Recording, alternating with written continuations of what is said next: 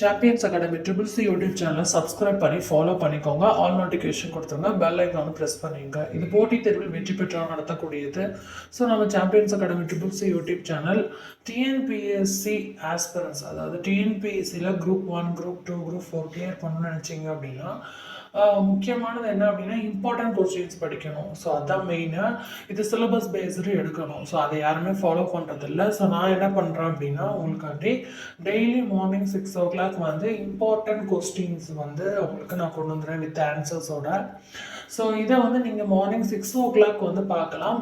நீங்கள் டிஎன்பிஎஸ்சியில் group 1 prelims எழுத போகிறீங்கனாலும் இது யூஸ் ஆகும். அண்ட் அதே மாதிரி டிஎன்பிஎஸ்சி 2, குரூப் 2, குரூப் 4, குரூப் 3 எல்லாத்துக்குமே யூஸ் ஆகும். ஏன்னா நான் போட போகிறது ஜிகே. ஸோ இந்த ஜிகே வந்து உங்களுக்கு எத்தனை மணிக்கு வரும் காலையில் அப்படின்னு பார்த்தோம்னா டெய்லி வந்து மார்னிங் உங்களுக்கு 6 o'clock வந்துடும். ஸோ இந்த கொஸ்டின் வித் ஆன்சர் அப்படிங்கிறது உங்களுக்கு ரொம்பவே பெஸ்ட்டாக வந்து இருக்கும். ஸோ அதே மாதிரி டிஎன்பிஎஸ்சியில் ஒரு ஜாப் வாங்கணும் அப்படின்னா இம்பார்ட்டன்ட் கொஸ்டின்ஸ் தான் ஃபர்ஸ்ட்டு வந்து நம்ம கோ த்ரூ பண்ணணும்.